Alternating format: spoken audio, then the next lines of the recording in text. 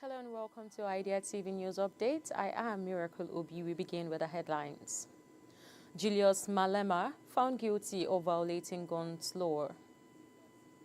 FCT police confirmed death of Arise TV anchor SOMTOCHUKWU MADUAGWU in robbery incident. Algeria launches digital portal to tackle corruption in investment sector. U.S. Embassy in Nigeria says visa and passport services to continue despite government shutdown. And away from Africa, Denmark calls for strong EU response to Russia hybrid attacks. And in health, NAFDAC bans 101 drug over safety concerns. And Nigeria at 65, Lagos NEMA says health sector still struggles. And in business, OLAM AGRI trains over 1,000 women through Baking Academy. And finally in sports, OSIMHEN set Champions League record with goal against Liverpool. And now the news in full. South African opposition leader JULIUS MALEMA has been found guilty of violating the country's firearm law for firing a gun at a political rally in 2018.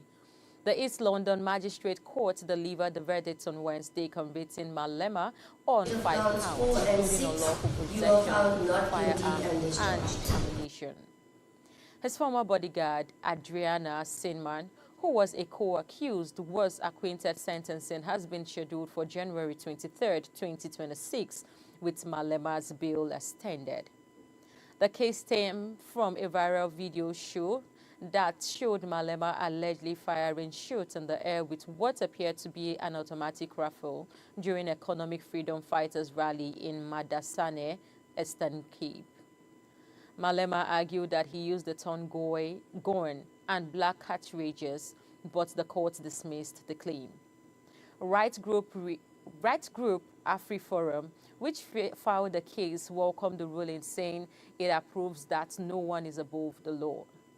If sentenced to more than 12 months in prison without the option of a fine, MALEMA could lose his seat. She rushed her to Maitama General Hospital, where doctors tried to resuscitate her, but she did not survive. Police explained that the armed robbers invaded the unique apartment where MADUAGWU lived. In the chaos, one of the security guards sustained gunshot injuries while the journalist fell from the top floor. The commissioner assured that an investigation team led by the Deputy Commissioner of Police has been set up, promising that no stone will be left unturned in tackling down the attackers. Her death has drawn nationwide reaction, with Nigerian Guild of Editors and several journalists condemning the incident while raising concerns about rising insecurity.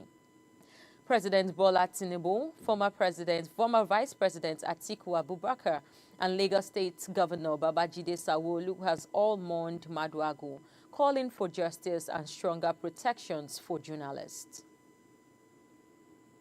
The Algerian Investment Promotion Agency has unveiled a confidential digital portal designed to combat corruption and unethical practices in the country's investment space.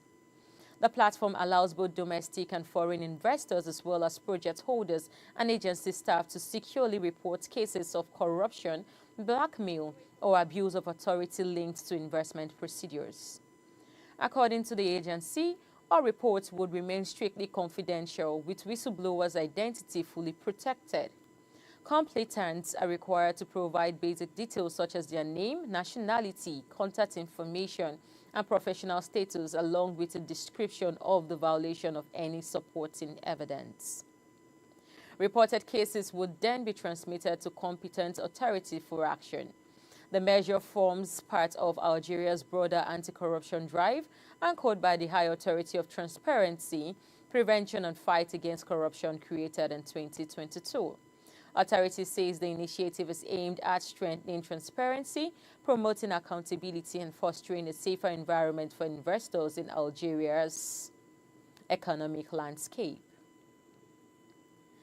The United States Embassy in Nigeria has assured applicants that the visa and passport services will continue despite the partial shutdown of the U.S. government.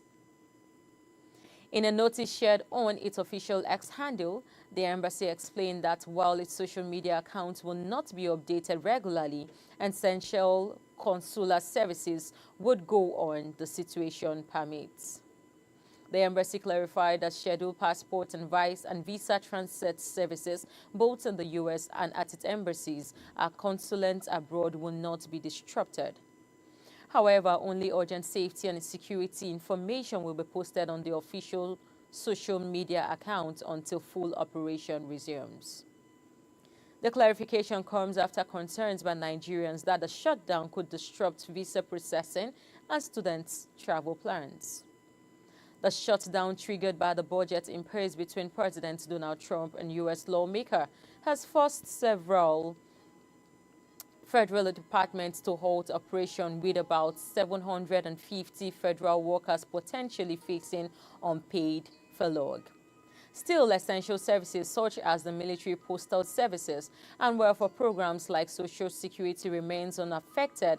Nigerians are advised to check travel states for government travelstates.gov.gov for circular service updates. And away from Africa, Europe Union leaders are meeting in Copenhagen and rising security concerns following recent Russian drone incursion and airspace violations. Danish Prime Minister Mette Frederiksen warned that the U.S. remains the only country posing direct threat to Europe, stressing the need for a very strong answer from EU leaders. Denmark has reinforced security from the summit, banning civilian drone flights and restricting traffic in the capital. The incident has been particularly acute for EU countries on the eastern flank, such as Poland and Estonia. Several member states have already supported a proposal for a drone wall that will dictate and neutralize hostile drones, while allies including the US, UK, Germany, Sweden, and Netherlands are providing anti-drone and surveillance support. A German frigate has also docked in Copenhagen, underscoring NATO's backing for Denmark during the summit. European Commission President Ursula von der Leyen and NATO Secretary General Mark Rutte said joint defense measures are critical as Europe faces its most dangerous situation since World War II. Plans under discussion include long-term defense investments, joint procurement and military equipment, and strengthening eastern flank watch to guard against hybrid threats. The talk also extended to continue support for Ukraine, which remains central to Europe's security agenda. We'll go on a quick break right now. The news continues when we return.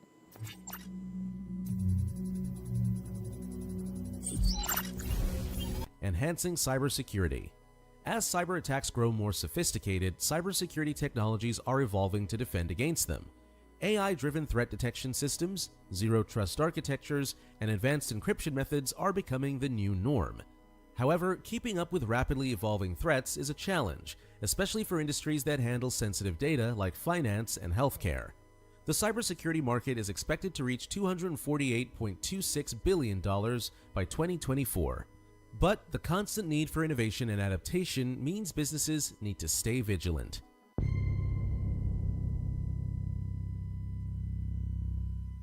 Drugs, insulin injection, diabetes treatment, inhalers, and eye drops.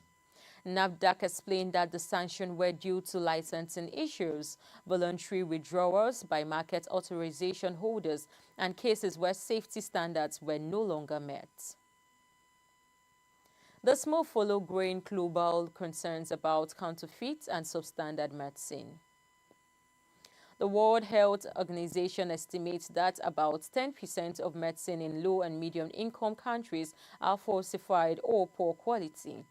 NAFDAC emphasized that all affected products are listed on its website and assured that the measures is aimed at protecting lives and strengthening safety drug in Nigeria.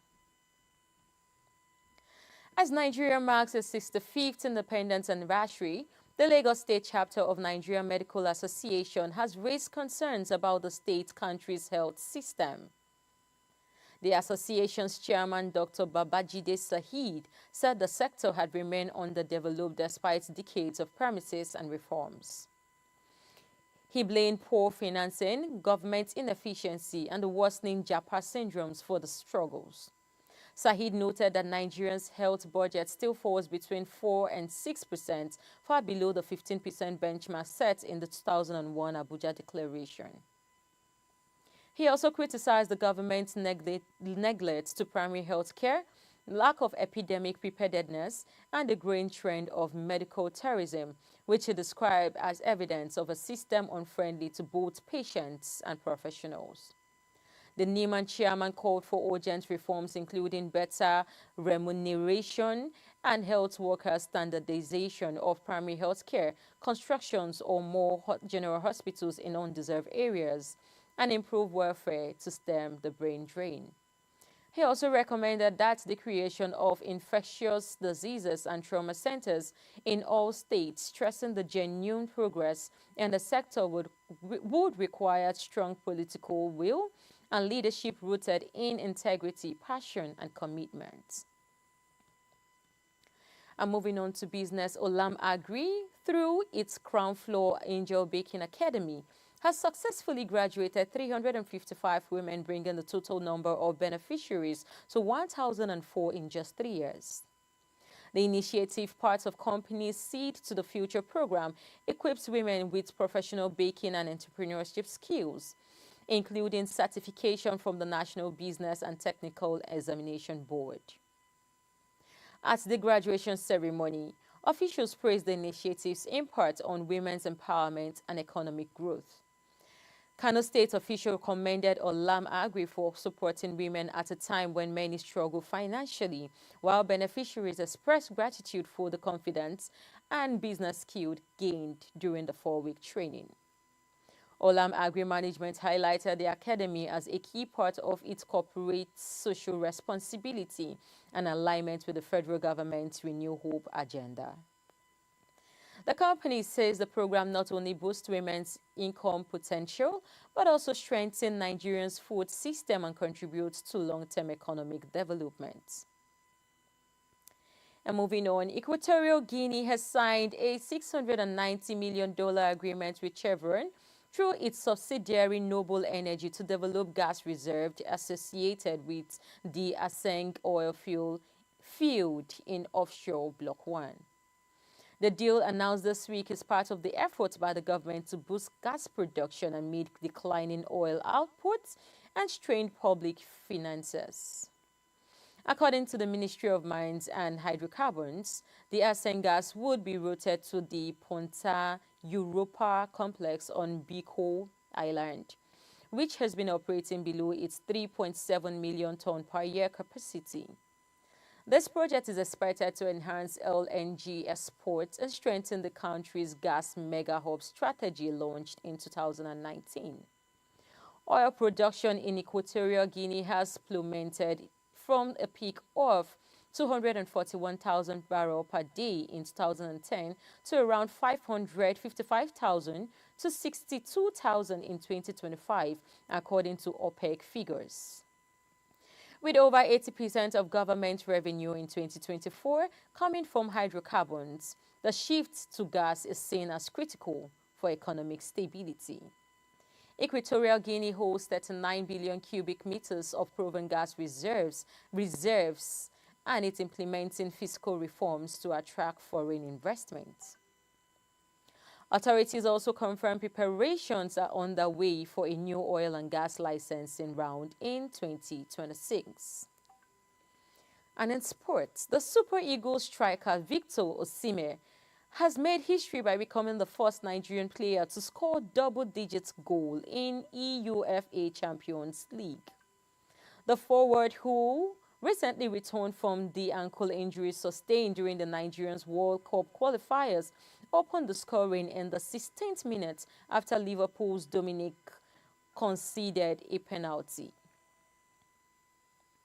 Osimhen confidently sent goalkeeper Alisson Becker the wrong way to the net, his 10th goal in Europe top competition. With a strike, Osimhen surpassed Obafemi Martins, who scored 9 Champions Leagues during his career.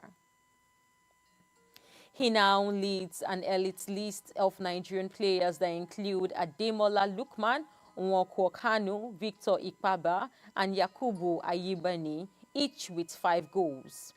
And that is all we have for you on Idea TV News Updates. But before we go, here is a recap of the headlines. Julius Malema found guilty of violating gun laws. FCT police confirmed death of Arise TV anchor SOMTOCHUKWU MADUAGWU in robbery incidents. Algeria launches digital portal to tackle corruption in investment sector. The U.S. Embassy in Nigeria says visa and passport services